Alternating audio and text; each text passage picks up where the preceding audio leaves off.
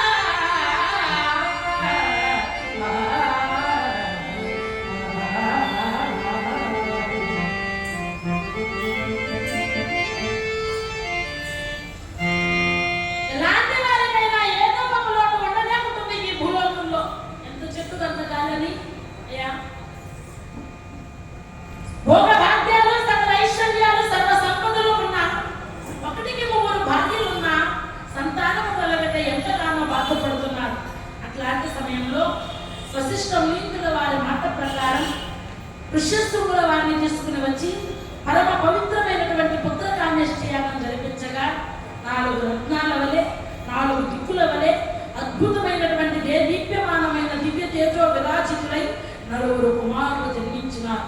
పెద్ద భార్య కౌసల్యాదేవికి వైకుంఠవాసుడైనటువంటి శ్రీమన్నారాయణుడే సాక్షాత్తు కుమారుడిగా జన్మించాడు. రెండవ ఆమె అయినటువంటి సుమిత్రకు లక్ష్మణ శత్రుఘ్నులు జన్మించారు. మూడవ భార్య అయినటువంటి కైకాదేవికి భరతుడు ఆవిర్భవించినాడు.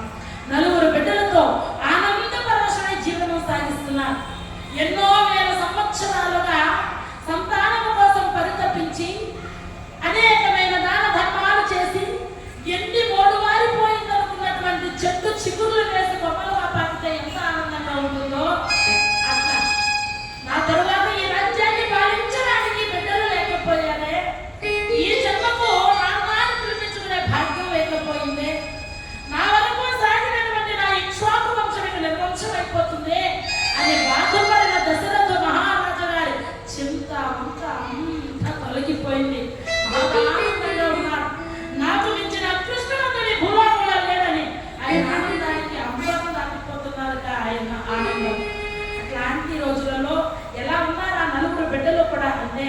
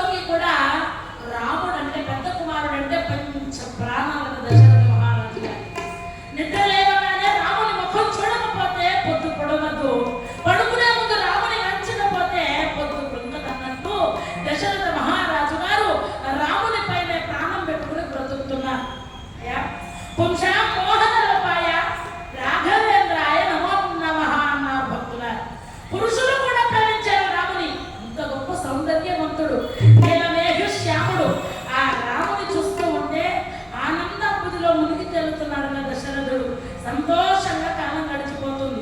పరమ వృద్ధాప్యంలో అంత ముసలితనంలో చేతికి అందిన 9 కొడుకుల్ని చూస్తూ ఉంటే ఆ దశరథుడు ఎంతో గర్వంగా అప్పుడప్పుడు ఆయన మీసాలతో దువ్వుకుంటున్నాడు ఆనందభరితుడై. అట్లాంటి రోజులలో వాళ్ళ రాజ్యానికి కౌశికముని అనేటటువంటి కౌశిక నందనుడైనటువంటి గాధినందనుడు విశ్వామిత్రుడు బయలుదేరి వస్తున్నాడు. భక్తుల దేవతుందు బుల్లతోడ దేవ తెల్లమైనాడు ఇదే వీడే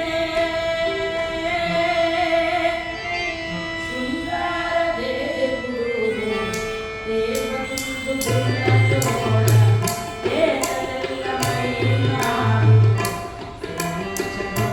ఇదే వీడే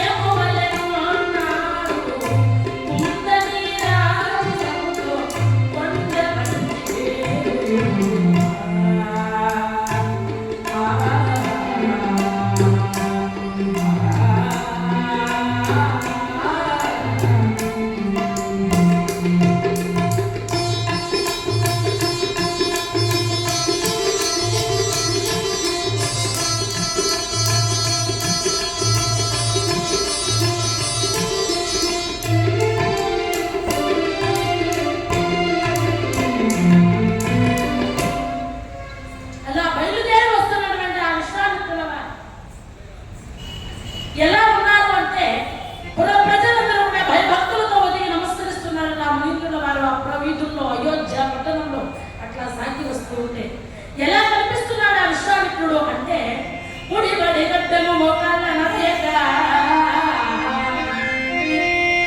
ముడిబడి గడ్డము మోకాళ్ళ నడయగా అడవులలో బల్ల జడలు తగులా వాళ్ళ చుట్టూ పులితోలు ముంచేత చెప్పమ్మా అడుగులం మావగోళ్ళ మరియోడ ఇప్పుడు ప్రభుత్వం నిపులాగున భూతి పూసిన బంగారు పొట్టి వెలయా నసని మీద నిండ చంద్రపు పట్టు చెవుల రుద్రాక్షము చెలుగుమేర బ్రహ్మతేజము దిక్కులో ప్రచల్ల చూపరము భయము భక్తి తీయము మిగులా రాజు సత్పుత్రుడై పలికినట్లు మధుర మేఘ గంభీర సంభాషణముల మధుర మేఘ గంభీర సంభాషణముల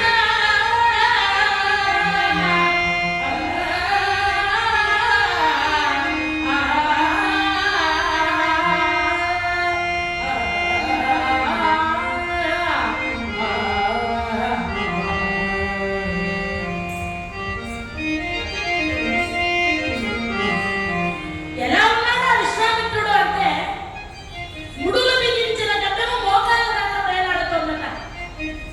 ఒకదాని కొట్ల ముళ్ళు వేసుకుని వస్తేనే మోకాళ్ళ దాకా ఉంటే ఆ ముడు విప్పేస్తే ఎంత పొడవు ఉంటుందో చూడండి ఆ గడ్డము. ముడులు బిగించిన గడ్డము మోకాళ్ళ దాకా వేలాడుతున్నది. అట్టలు కట్టిన పళ్ళ జడలు వెనకాల మడమకు తగులుతున్నాయట. మన చుట్టూ పులితోల కప్పుకున్నాడు. ముంజేతిలో జపమాల పెట్టుకున్నాడు. చెవులకు ద్రాక్షలు ధరించి ఉన్నాడు. ఆయన యొక్క విశాల పాల భాగంలో చంద్రపు పొట్టును పెట్టుకున్నాడు. ఆయన నల్లని శరీరం పైన విభూతి రేఖలు బంగారు రేఖల్లాగా ధగధగలాడుతున్నాయి. అలా బయలుదేరి ఆ మునీంద్రుడు బ్రహ్మ తేజముతో సాగి వస్తూ ఉంటే పుర ప్రజలందరూ కూడా భయభక్తులతో వదిగి నమస్కారం చేస్తున్నారు. తిన్నగా బయలుదేరి రాజప్రాకారం దగ్గర గుమ్మం దగ్గరకు వచ్చాడు. ఆ కోట గుమ్మం దగ్గరకు వచ్చి ద్వారపాలకులను చూసి, ద్వారపాలకులారా శీఘ్రం అఖ్యాహం అప్రాప్తం కౌశికం గాధినందనం, గాధినందనుడైన విశ్వామిత్రుడు వచ్చాడని మీ మహారాజుకు చెప్పండి అన్నాడు. అనగానే పరుగు పరుగున వెళ్ళి మహారాజుకు తెలియజేస్తారు. మహారాజు గారు ఎంతో విధేయతలతో పరుగు పరుగున ఎదురులోకి ఆయనకు స్వాగతం పలికి తీసుకుని వచ్చి సపరివార సబంధు సమేతముగా ఆ మునీంద్రుల వారిని స్వాగతం పలికి సేవించి ఆయన ధనమెల్లి అంటారట, మహానుభావ మీ రాక చేత మా ప్రజలు మా పట్టణము తరించిపోయాము స్వామి. తపస్సి వెన్న మీ రాక చే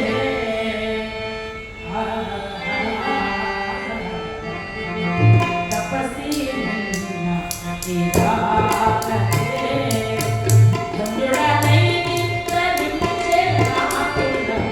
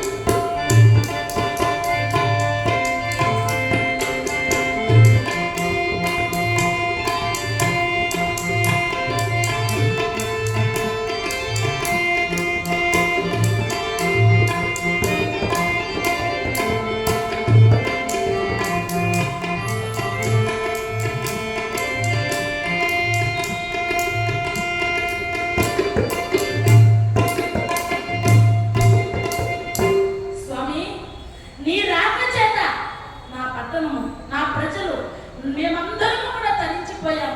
ఊరక రారు మహానుభావులు, మీ రాజచేత పూర్ణమైపోయింది స్వామి మా రాజ్యము. చెప్పండి, ఇలా వచ్చినటువంటి కారణం ఏమిటి స్వామి? మీకేం కావాలో చెప్పండి, ఎందుకు వచ్చారో చెప్పండి, నన్ను ఏం చేయమన్నారో చెప్పండి. సర్వదా మీ ఆజ్ఞానుసారంగా దశరథ, నీ గౌరవ మర్యాదలకు చాలా సంతోషంగా ఉంది. మరైతే నేను మీతో ఒక పని వచ్చాను నాయన.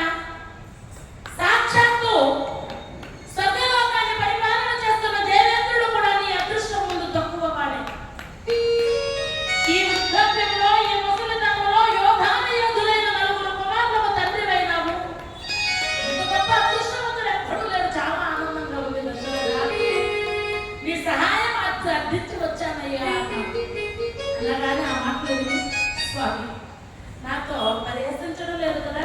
జగములు సృజింప వెంటగా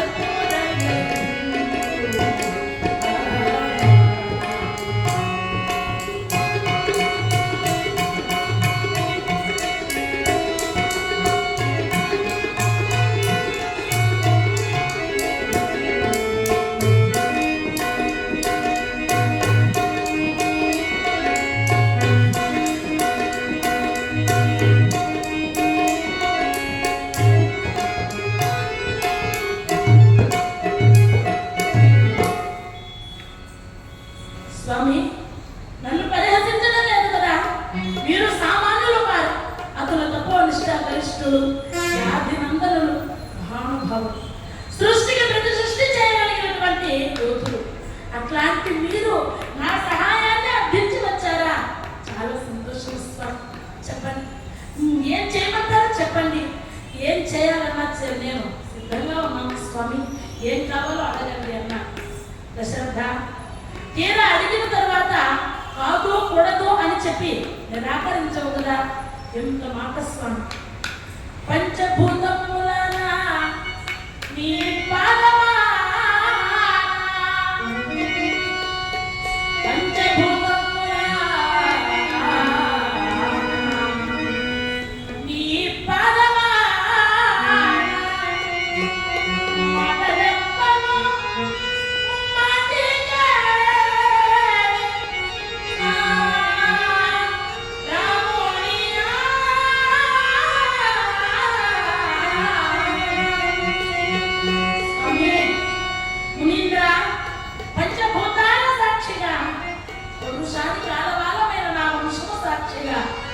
నా ప్రాణానికి బహిప్రాణమైనటువంటి నా కుమారుడైన రాముని సాక్షిగా ఏం కావాలని ఇస్తాను చెప్పండి అన్నాడు. శభాష్.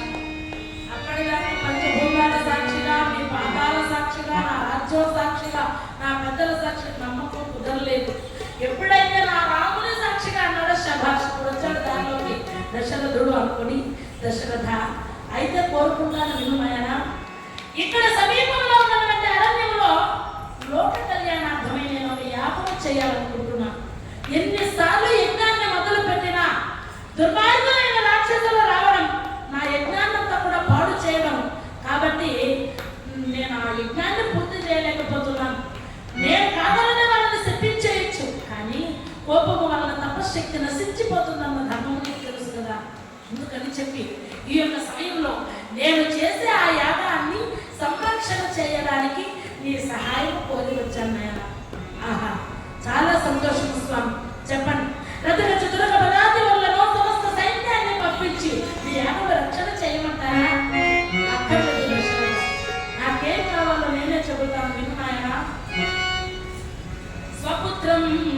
రాజశార్దూలం స్వపుత్రం రాజశార్దూలం రామం నిశాచర వినాశకరం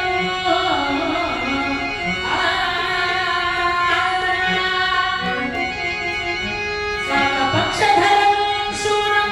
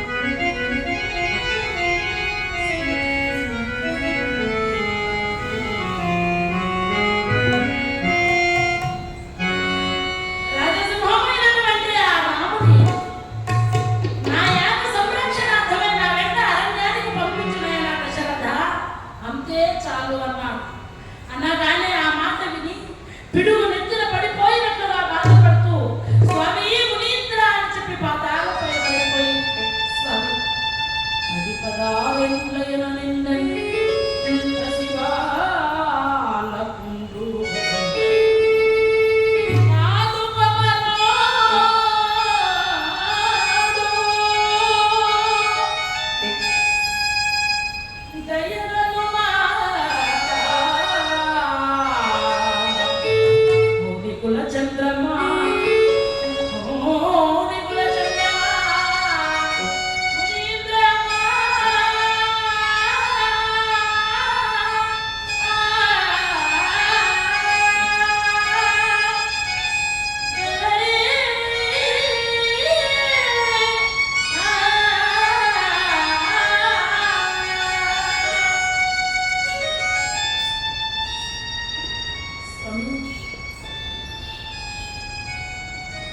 పరివార సమన్వయముగా వచ్చి మీ ఆ రాక్షసులను చంపి మీ యొక్క యాగాన్ని సంరక్షణ చేస్తారు. నన్ను కరుణించండి. ముక్కు పచ్చలారని పసిబాలుడు అట్లాంటి నా కుమారుడు ఆ అరణ్యంలోకి ఏ విధంగా రాగలడు? ప్రతిపదారంలో నా నిందని పసిబాలుడైన నా రాముడు ఎక్కడ? భయంకరమైనటువంటి కరకు రక్కసులు ఎక్కడ?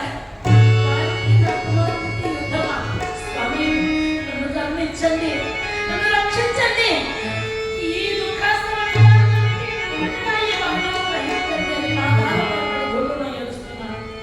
అలా ఏడుస్తున్నటువంటి ఆ దశరథుని చూసి తోక దొక్కిన ద్రాక్షలాగా బుసగొడుతూ దిగున పైకి లేచాడు. దశరథ దేవతలకి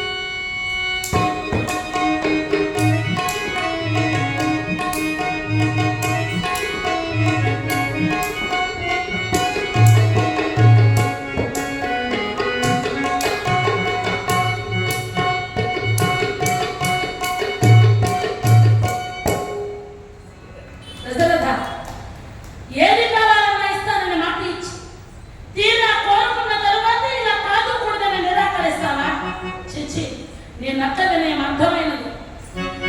నీ కుమారుడైన రాముని పైన ఎన్నినైనా వారలిత్తు నాన్న వెనక పంపిస్తే మాట ఇచ్చి ఇట్లా మాట తప్పుతావా? ఈ ఇక్ష్వాకు వంశంలో ఇన్ని వేల సంవత్సరముల తరువాత అవలక్షణంలో పుట్టినవన్నమాట.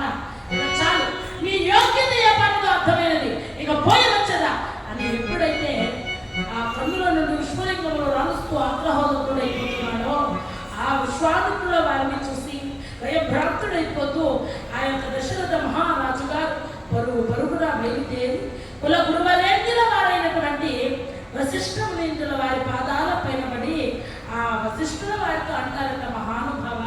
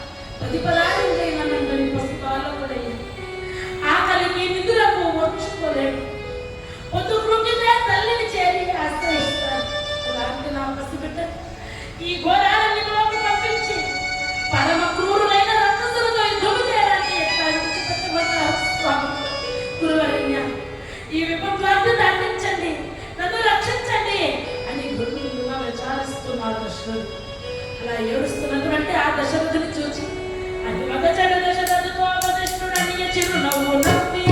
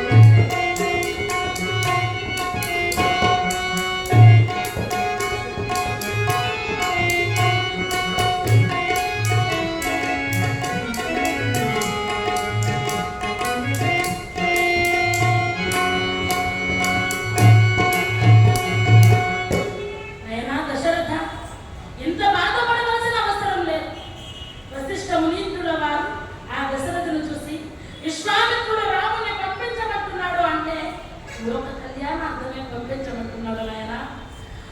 ఈ 7 చతుర్దశ భువనములు కలిసి అతల వితల సుతల తలాతల రసాతల మహీతల పాతాల భూలోక భువర్లోక సువర్లోక భవలోక జన్మలోక తపోలోక సత్యలోక 7 చతుర్దశ భువనములు ఒక్క పెట్టిన యుద్ధానికి సజ్జనమై వచ్చిన వారి భూములనే బుద్ధిమనే జయించిన సర్వ సమర్థుడు శ్రీరామచంద్రుడు. నీకు కుమారుడు కనుక పుత్ర వాత్సల్యంతో కొడుకు పైన ఉన్నటువంటి ప్రేమతో రాముడు దేవుడనే మాట మరచిపోయి నీవు ఈ రోజు అజ్ఞానంతో మాట్లాడుతున్నావయ్యా. రాముడి గురించి యోచించవలసిన పని లేదు. నీ రాముడు ఖచ్చితంగా లోకాభిరాముడే తిరిగి వస్తాడు, పంపించమని చెప్పి ఈ యొక్క రామచంద్రమూర్తికి తోడుగా లక్ష్మణుని కూడా పంపించమని చెప్పగా అట్లాగేనని చెప్పి ఆనంద పరవశుడై గురువు గారి మాట విని ఆయనకు ప్రణమిల్లి ఆ కుమారులు ఇరువురిని కూడా పిలిపించారు. ఆయన రామలక్ష్మణులారా,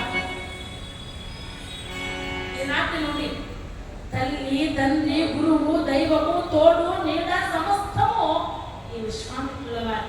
నయన రామ, గురువు గారి పెదవి విప్పకుండా నీవు పదము కదిలించడానికి వీలు లేదు, జాగ్రత్తగా వెళ్ళిరా నయన అని చెప్పి రామలక్ష్మణుల ఇరువురిని కూడా విశ్వామిత్రుల వారి వెంట పంపించారు.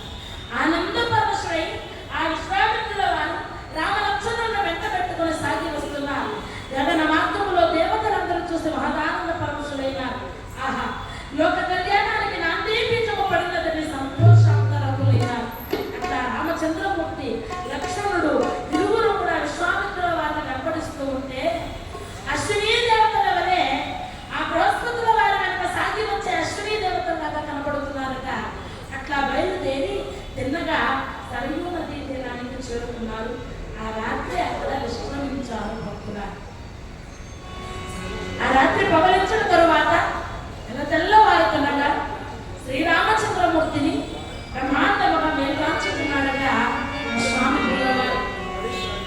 కౌసల్యా సుప్రజా పూర్వా సంధ్యా ప్రవర్తతే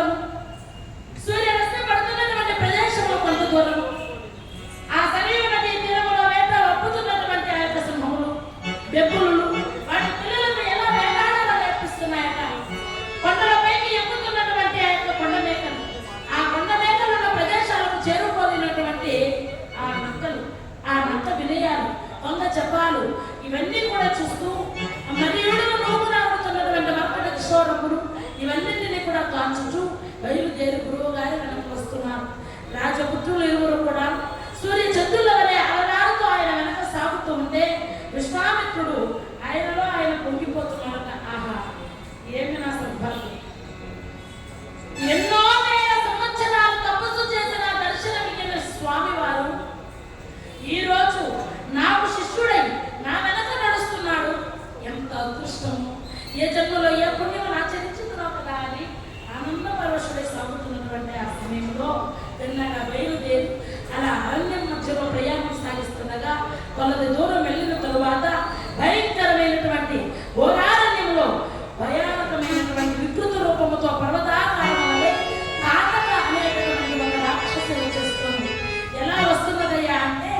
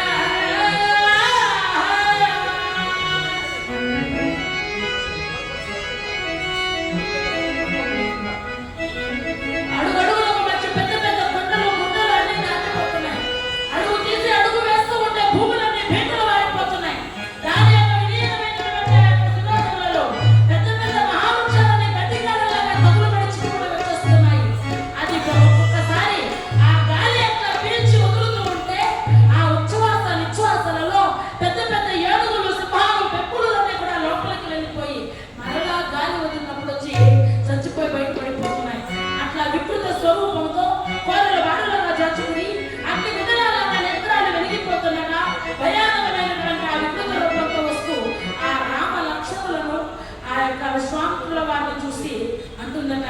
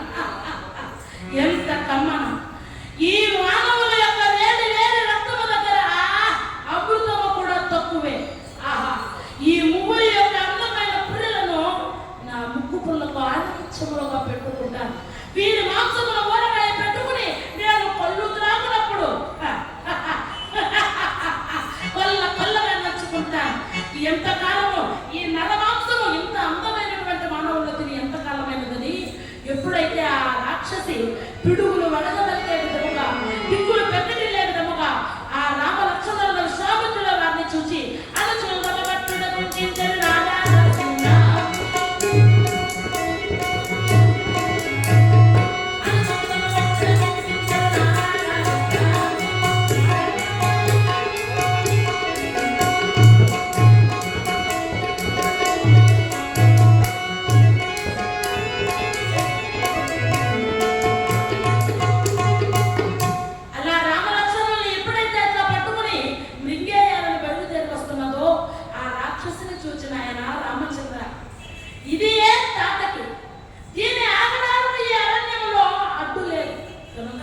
దీనిని చంపి లోక కళ్యాణానికి శ్రీకారం చుట్టున్నాయన అన్నాడు.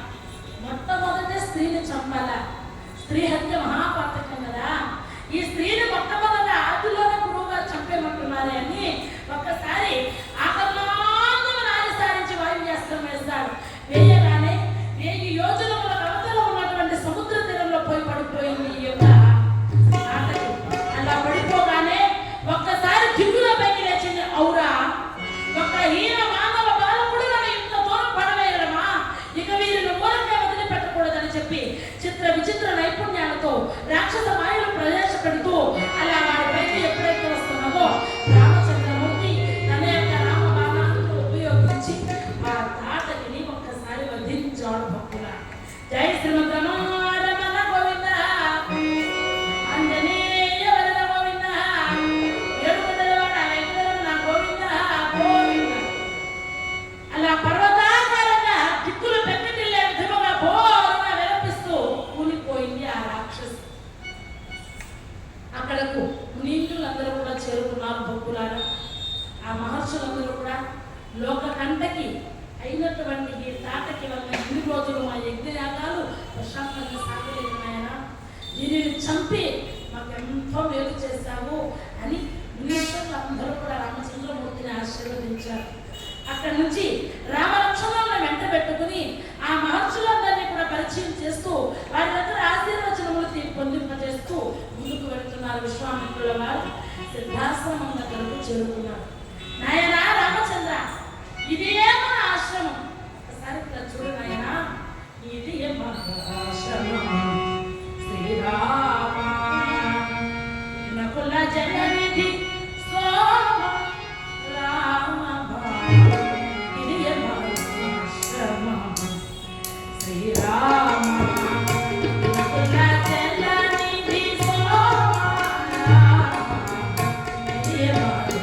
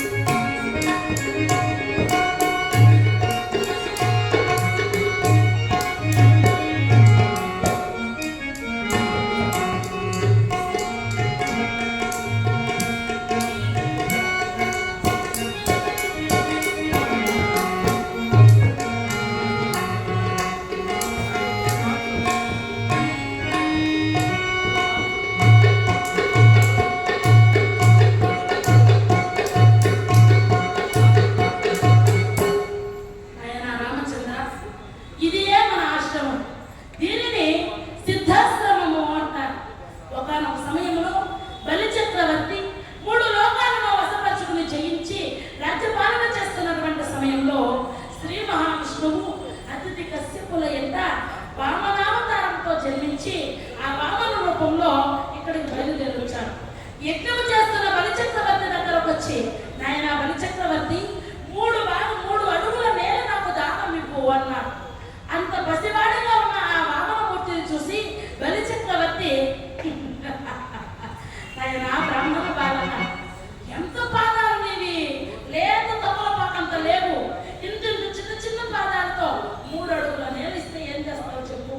కావాలంటే ఒక బ్రాహ్మణ అగ్రహాన్ని చేస్తాను, వెళ్ళి పాలించుకో అన్నాడు. అక్కర్లేదండి, నాకు 3 అడుగుల నేల చాలు అన్నాడు వామనుడు.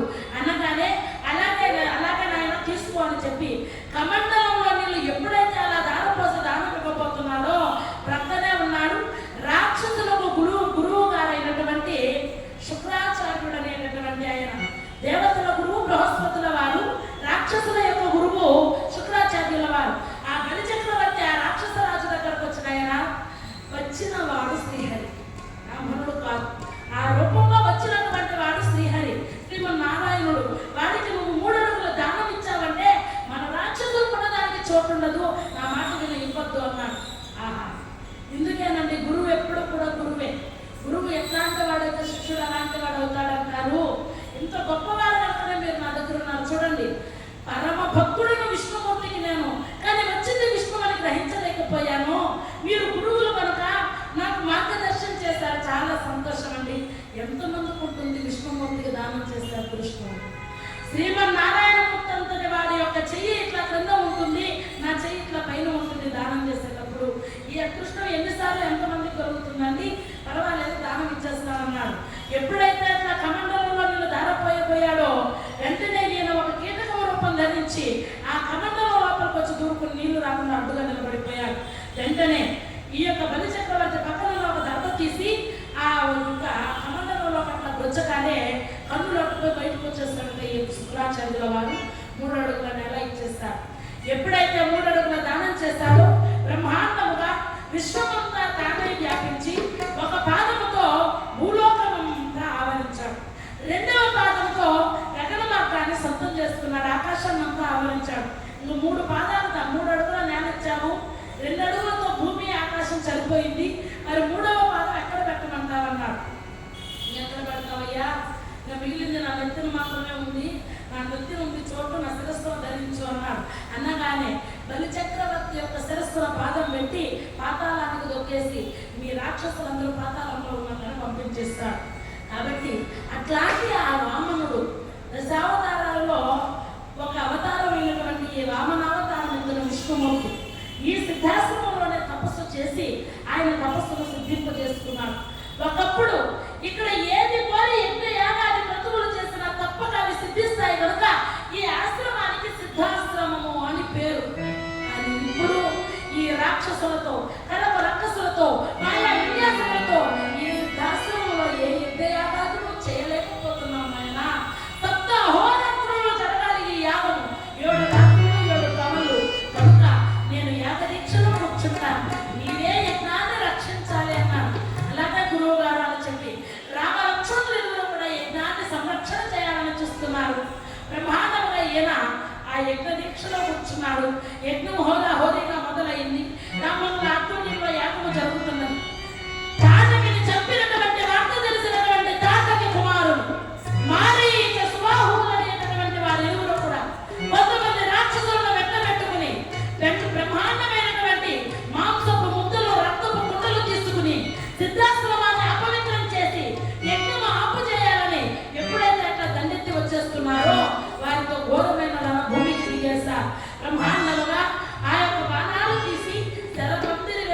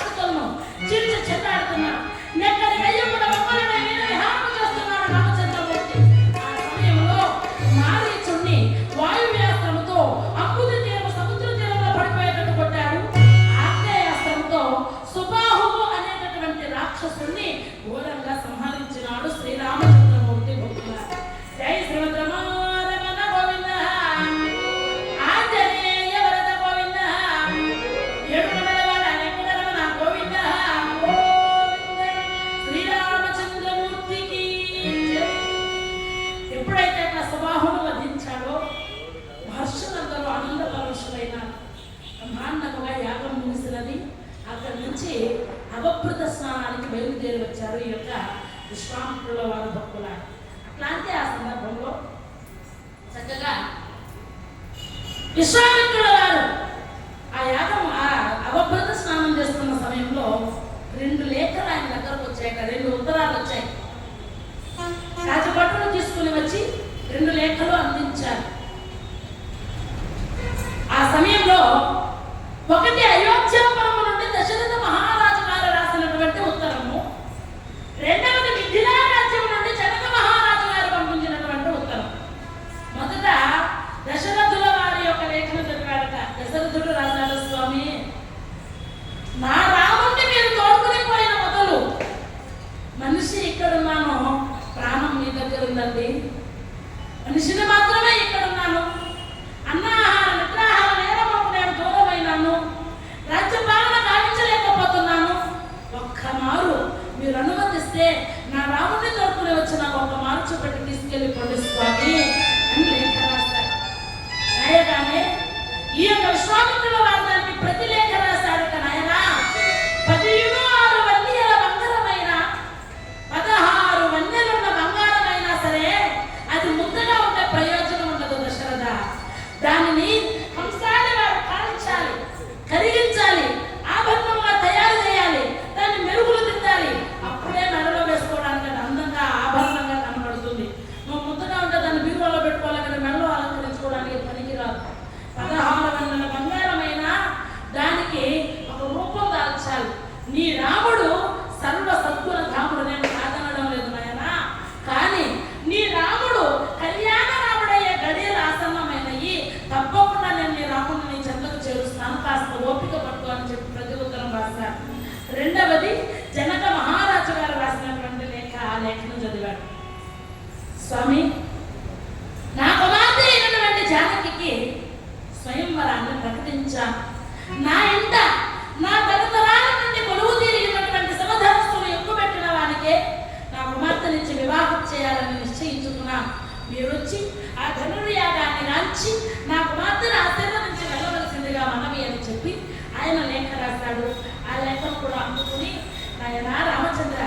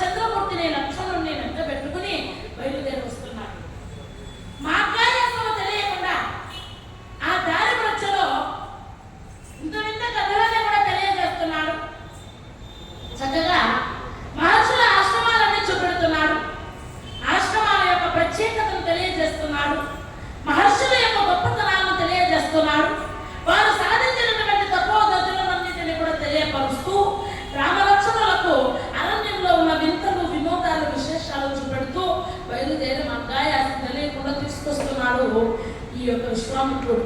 అట్లాంటి సమయంలో ఒక ఆశ్రమం దగ్గరకు రాగానే రామ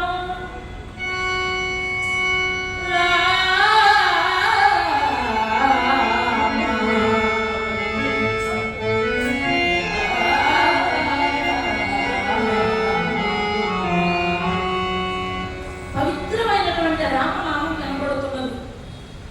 ఎన్నో సంవత్సరాల నుండి ఈ ఆశ్రమంలో ఎప్పుడు తిరిగినట్టు కనపడటం లేదే. ఏదో తపశక్తితో ఏదో విరచితమై అలవాటున్న ఈ యొక్క ఆశ్రమంలో మనుషులు ఎవ్వరూ లేనట్టున్నారే. మరి రామనామం వినబడుతున్నది.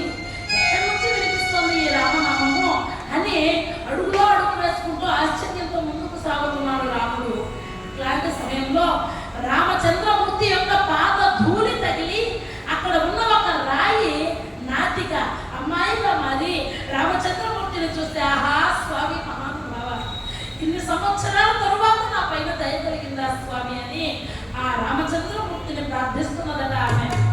ఈ పదం మోతానినంతా ఏ పవిత్రమైతే రామ, ఈ పదం మోతానినంతా ఏ పవిత్రమైతే రామ, ఈ పదం మోతానినంతా ఈ పదిని మహిమగోర, ఈ పదిని మహిమగోర, శివుని తలమూత ఈ పదిని మహిమగోర, శివుని తలమూత ఈ పదం మోతానినంతా ఏ పవిత్రమైతే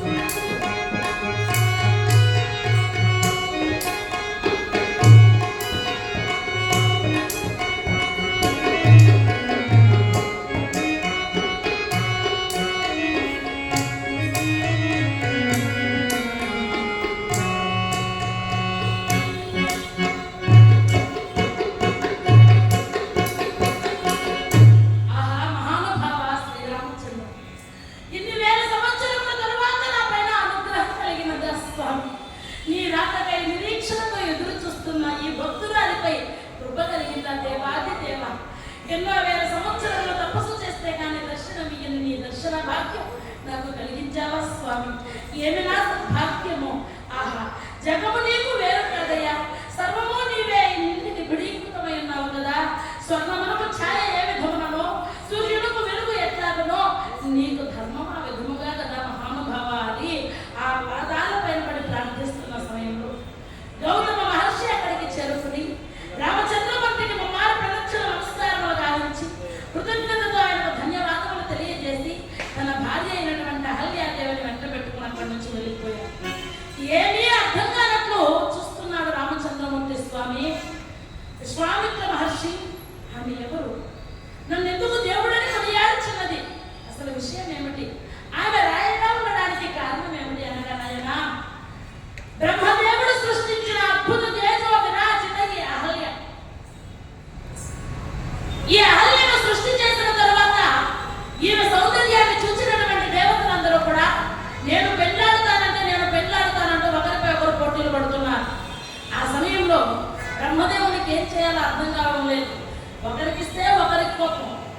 విష్ణుమూర్తికి ఇస్తే పరమేశ్వరుడికి కోపం, పరమశివుడికి ఇస్తే ఆ వినాయకుడికి కోపం. దేవతలందరూ పోటీ పడుతున్నారు, ఇప్పుడు ఏం చేయాలి అని బాగా ఆలోచించి నారదుల వారిని పిలిచిన, ఆయన నారదా, నీ చెల్లెలికి వివాహం చేయాలి, ఇప్పుడు దీనికి పరిష్కారం ఏమిటి అనగా దేవతలందరినీ సభ చేర్చి ఆ సభలో ఎవరైతే భూలోకంలో 3 సార్లు తీర్థయాత్రలన్నీ సేవించి 3 సార్లు ఈ భూలోక ప్రదక్షిణ గావించి ముందుగా వస్తారో వాళ్ళకే నా చెల్లెలిచ్చి వివాహం చేస్తామని ప్రకటించారు. అహల్యాదేవిని వివాహం చేసుకోవాలని దేవతలందరూ కూడా వారి వారి వాహనాలపైన ఎక్కి భూలోకానికి వచ్చేస్తున్నారు.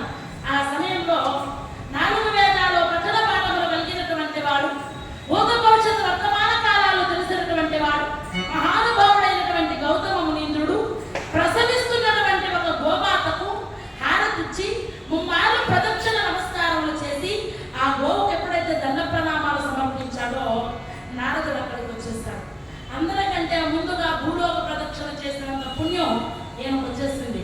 ప్రసవిస్తున్న గోమాతకు ఎప్పుడైతే 3 సార్లు ప్రదక్షిణ చేస్తాడో భూ ప్రదక్షిణ చేసినంత పుణ్యం ఈయనకు వచ్చింది. వెంటనే ఈయనను తీసుకుని వెళ్ళి చక్కగా అహల్యనిచ్చి ఘనంగా వివాహం చేశారు. వచ్చిన వాళ్ళందరూ అహల్యకు వివాహం అయిపోయిందని నిరాశగా వెనుతిరిగి వెళ్ళిపోయారు. అందరూ వెళ్ళిపోయారు, కానీ దేవేంద్రుడు మాత్రం ఆమె పైన ఉన్నటువంటి మనస్సును తప్పించుకోలేకపోయాడుగా. ఆహా ఆహా, ఏమిటి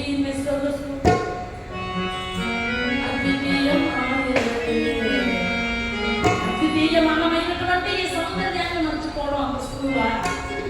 అసలు ఈ అహల్యను చేరుకోలేని పురుషుని జన్మ చిచి వృధా వృధా. ఈమె పొద్దు చేయకపోతే మగవాడిగా మగ పుట్టుక పుట్టి వృధా కదా అని ఆమె పైన మనసు మరల్చుకోలేకపోతున్నాడు. అహల్యాదేవి ఆనందంగా భర్తతో కలిసి కాపురం చేస్తున్నది, ముని జీవనం గడుపుతున్నది. ప్రతిరోజు బ్రాహ్మీ ముహూర్తంలో తెల్లవారుజామున వెళ్ళి గంగా నది స్నానం చేసి రావడం ఈ యొక్క గౌతమ మహర్షి యొక్క అలవాటు. సూర్యునికి అర్ఘ్యం సమర్పించి వస్తుంటాడు ఆయన సూర్యోదయానికి.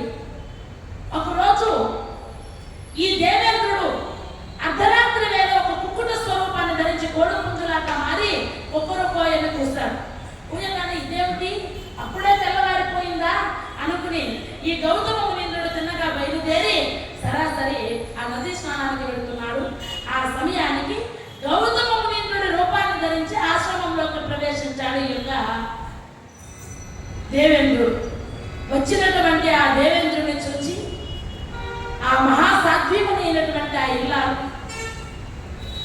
ఆగ్రహోదకురాలి, దేవేంద్ర, దేవతలకు రాజు అయినటువంటి నీవు వేరొకటి భార్యను కాంక్షించి రావడం భాగ్యమేనా? నీ భార్యను ఎవరైనా చేరగా వస్తే నీవు ఎట్లాగా ఊరుకుంటావా? ఎలాగైనా ఇక నీలాపనిందలు నాకు తప్పవని నీవు శరీరమంతా లేకల్లో ఆడవాళ్ళైపోవుగాక అని శపించింది. నేను స్వయంగా ధర్మదేవత నన్నొచ్చి అంతవరకు భాషణమై పడి ఉంటానని చెప్పి ఆమె శపించుకుని బండరాయిగా మారిపోయింది.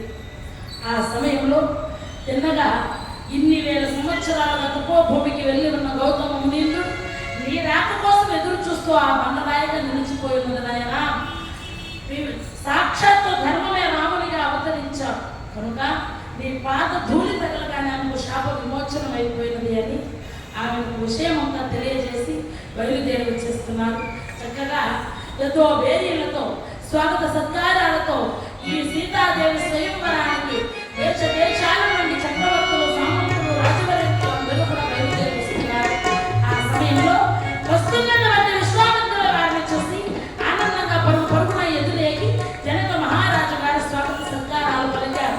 అంటే పాద్యాధిపతులతో ఆయనను గౌరవించారు. ఆ సమయంలో ఈ యొక్క పరాక్రమవంతుడైనటువంటి విశ్వామిత్రుల వారు అన్నారు, నాయన జనక మహారాజా, ఒకసారి తనని చూడవయ్యా, చూడుమా ఇతనిని, చూడుమా ఇతనిని, చూపుగా బలముగా చూడుమా,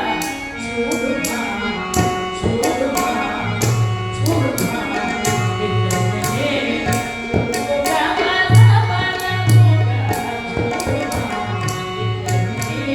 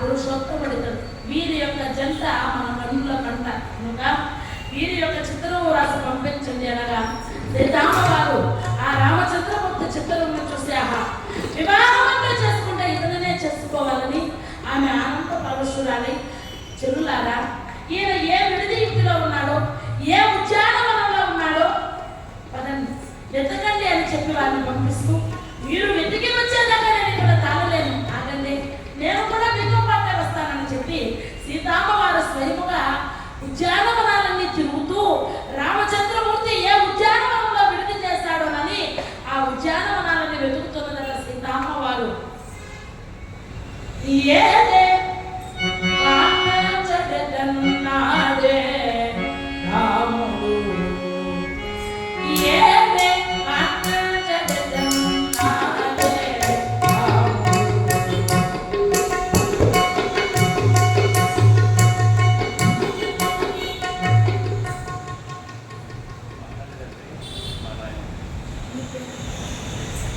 తల్లిదండ్రులకు నాయనమ్మ గారికి ఆత్మశాంతి కలగాలని చెప్పి పెద్దలు అందరంగా భక్తులు వారు 20 రూపాయల కానుకలు సమర్పించారు. భక్తులారు వారికి ఆరోగ్యాభివృద్ధి నుంచి సర్వదశగా చల్లగా రక్షించి ఆశీర్వదించాలని చెప్పి కోరి ప్రార్థిస్తున్నాం. భక్తులారు అలా రామచంద్రమూర్తిని వెతుకుతూ వస్తున్నటువంటి ఆ సమయంలో రామచంద్రమూర్తి లక్ష్మణుడు ఇరువురు కూడా ఉద్యానవనంలో విహరిస్తుండగా రాముడు చూసి పరవశించి తన మందిరానికి చేరుకున్నారు. క్షణకాలము వారి యొక్క చుట్టూ కలిసినవి. భక్తులారా ఎప్పుడెప్పుడు తెల్లవారుతుందా, ఎప్పుడెప్పుడు స్వయంవరం జరుగుతుందా అని ఎదురు చూస్తున్నారు. బ్రహ్మాండముగా 10,000 మంది భటులు తీసుకుని వచ్చి ఆ యొక్క సభలో ఈ శివధనస్సును ఉంచినారు. రావణ బాణాత్యసురులందరూ కూడా ఈ శివధనస్సును ముట్టుకోవడానికి మేము అనర్హులని అంతర్ధానం అయిపోయారు. రాజవరేంద్రులందరూ మౌనం వహించారు. ఆ సమయంలో గురువు గారి యొక్క ఆజ్ఞ మేరకు బయలుదేరి వచ్చి ఆ ధనస్సును ఎప్పుడైతే శివధనస్సుకు నమస్కరించారో ఎక్కువ పెట్టి నారినట్లా సారించాడో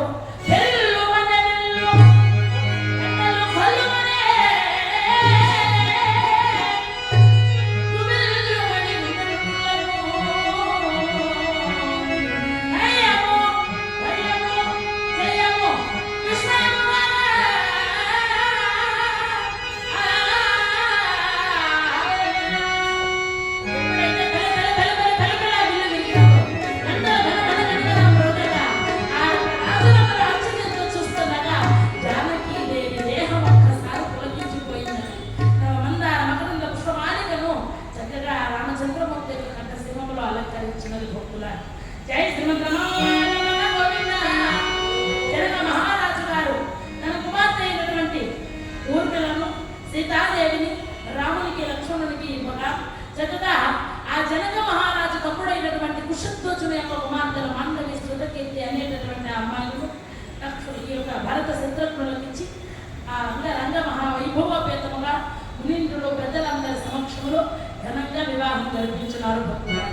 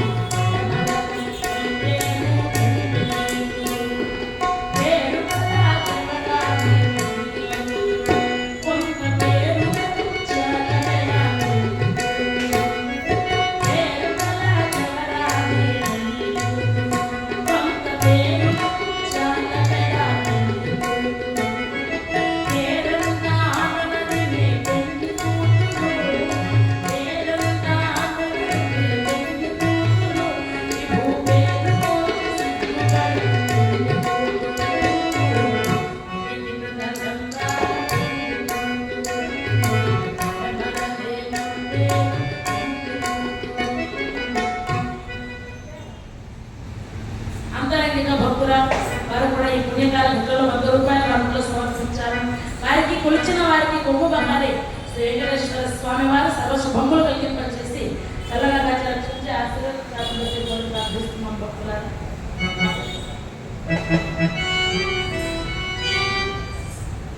వైభవపేతముగా పెద్దలందరి సమక్షంలో లోక కళ్యాణ కారకులైనటువంటి సీతారాముల కళ్యాణం కమనీయముగా ఘనముగా జరిగినది. భక్తులారా చూచిన వారందరూ ఆనంద పరవశులై సీతారాములను ఆశీర్వదించి ధరించినారు.